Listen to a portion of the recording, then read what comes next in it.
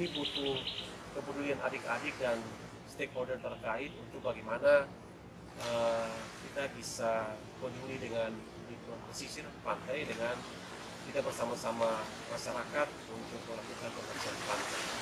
Nah, kegiatan ini penting sekali.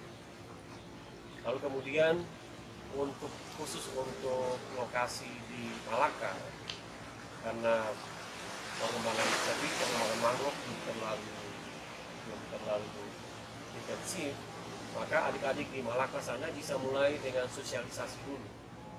Sosialisasi ke masyarakat yang dekat dengan daerah mangrove untuk menjelaskan apa manfaat dan peranan penting mangrove bagi ekologi, bagi ekonomi masyarakat, dan seterusnya. Kemudian bentuk kelompok di sana, lalu kemudian dengan Dinas Kelautan Perikanan Kabupaten Malaka juga dengan Dinas Pariwisata bisa menginisiasi untuk membuat objek wisata baru di area mangrove di Malaka.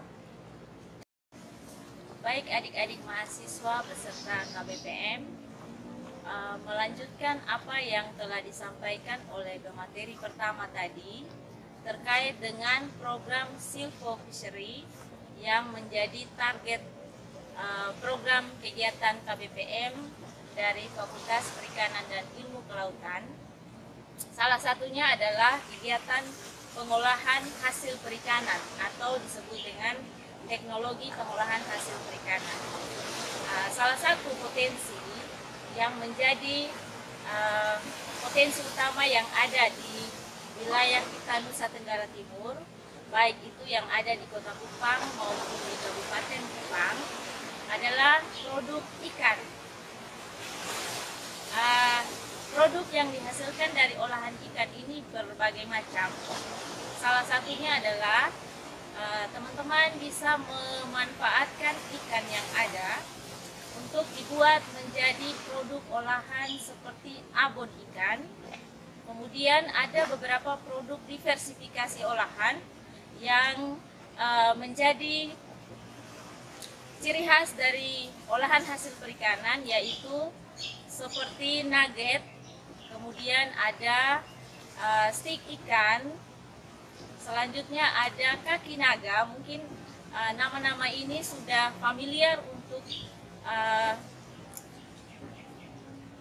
secara umum, tetapi kalau untuk di Kota Kupang mungkin ini merupakan produk baru yang kita dengar.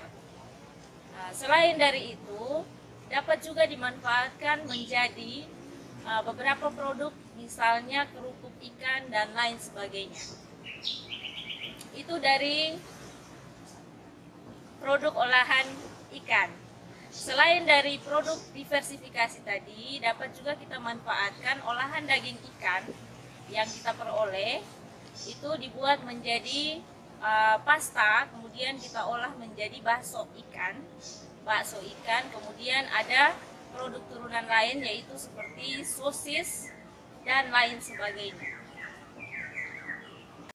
Selain dari produk olahan hasil perikanan dari sumber daya ikan, kita juga dapat memanfaatkan beberapa potensi sumber daya perikanan yang ada di pesisir, seperti rumput laut dan juga mangrove.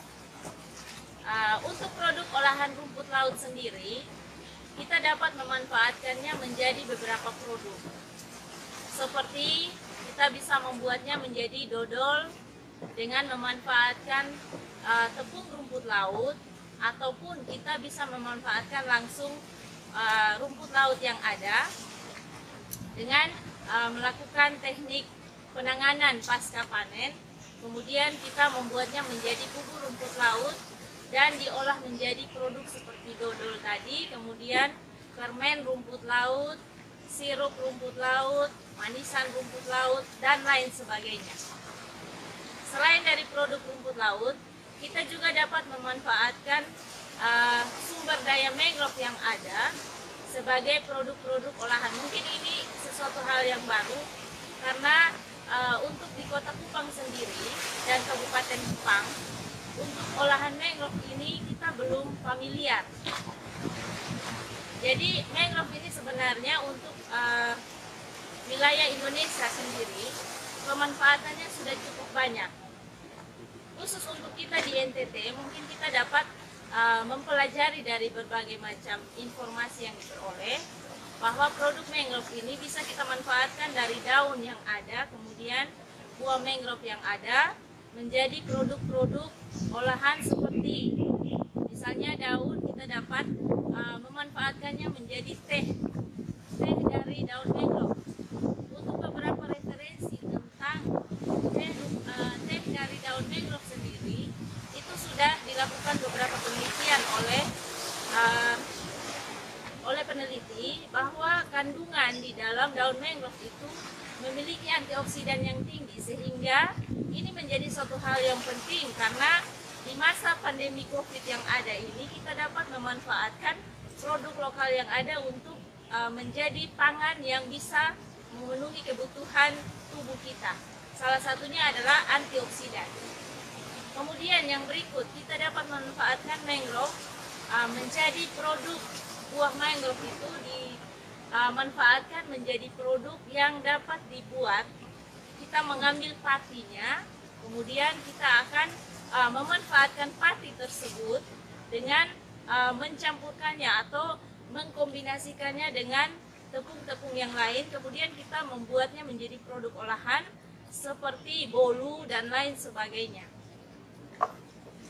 Sekian dari beberapa produk olahan yang dapat dimanfaatkan dari sumber daya yang ada di pesisir Kota Kupang maupun di Kota Kupang ataupun di Provinsi Nusa Tenggara Timur. Demikian adik-adik mahasiswa sekalian, garis besar materi pembekalan Fakultas Perikanan dan Ilmu Kelautan kepada mahasiswa KPPM semester genap 2019-2020. Nah, adik-adik bisa mendapatkan materi yang lengkap dalam bentuk PowerPoint atau Microsoft Word itu di website LPM UKW. Dan menyangkut teknis program-program yang tadi telah disampaikan, menyangkut budidaya kepiting, budidaya udang, budidaya bandeng, kemudian pembibitan, penanaman kembali, kemudian pengolahan ikan dan seterusnya yang disampaikan tadi, adik-adik bisa langsung ke Fakultas Perikanan, ke Ketua Program Studi MSP atau THP untuk mendapatkan leaflet yang terperinci menyangkut kegiatan ini. Dan pada akhirnya, adik-adik sekalian, kita masih ada dalam suasana penyebaran COVID-19. Jadi berhati-hatilah, ingat pada saat adik-adik keluar dari rumah, jangan lupa memakai masker senantiasa. Kemudian bawa hand sanitizer, rajin mencuci tangan, lalu menghindari kerumunan massa, lalu social distancing tetap diterapkan. Lalu mengenai pelaksanaan program adik-adik, diusahakan supaya yang terlibat itu ada menjaga social distancing. Dan kami harapkan bahwa kegiatan yang 1 bulan ini betul-betul bisa dimanfaatkan oleh adik-adik, dan ingat harus tetap sehat, jaga kebersihan diri, kebersihan lingkungan, lalu selalu menjaga kesehatan. Sekian, terima kasih. Shalom, salam sejahtera. Assalamualaikum warahmatullahi wabarakatuh.